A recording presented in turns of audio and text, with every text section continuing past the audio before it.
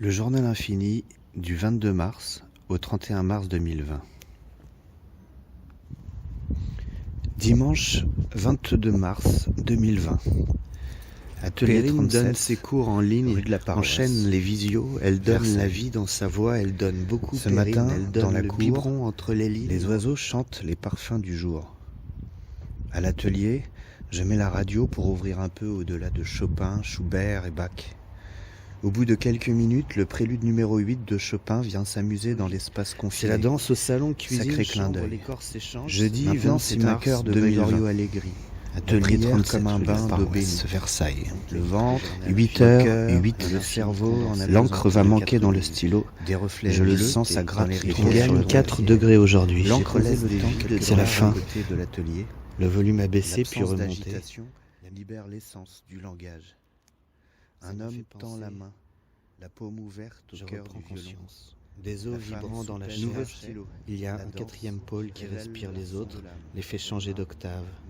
L'expression du jour, c'est la reprise de 2 tableaux en réanimation. Enlever les tubes et les perfusions, leur donner vie une fois pour toutes. Ensuite, ouvrir une porte, peut-être sur toile, sur verre ou tout simplement sur une porte. Pourquoi pas une porte-fenêtre? Peut-être le véritable sens du silence. J'ai oublié de me presser des oranges ce matin. Et cette nuit, j'ai rêvé plusieurs fois perdre les espaces-temps parallèles. Il n'y a qu'une solution, il n'y a qu'un miracle. C'est la vie et le courage de vivre. Aujourd'hui, j'écris et la musique de Gurdjieff baigne dans ma peinture. La musique s'envole. J'espère qu'elle va bien. Il n'y a qu'une solution. Je parle d'elle. C'est la vie et le courage de vivre.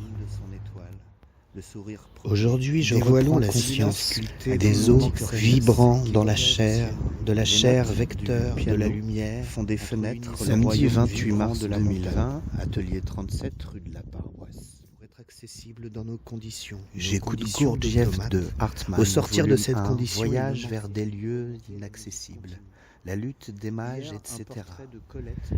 Nous avons tout d'un ange. Nous avons le secret. Dévoilons-nous.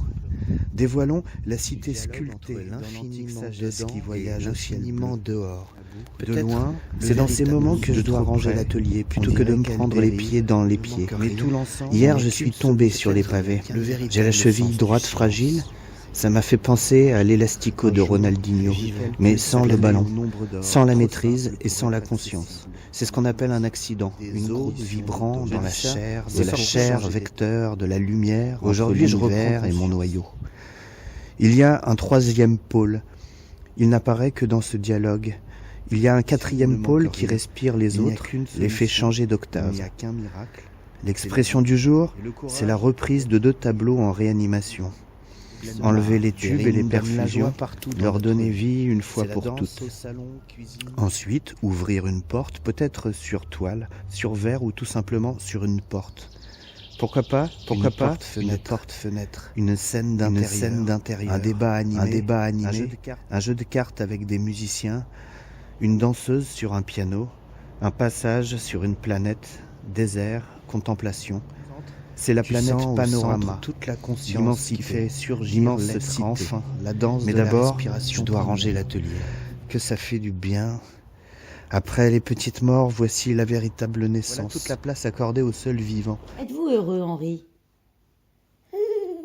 Oui, petit rire grelot, indicateur de bonheur. Aujourd'hui, je reprends conscience des os vibrants dans la chair, de la chair vecteur de la lumière, entre l'univers et mon noyau.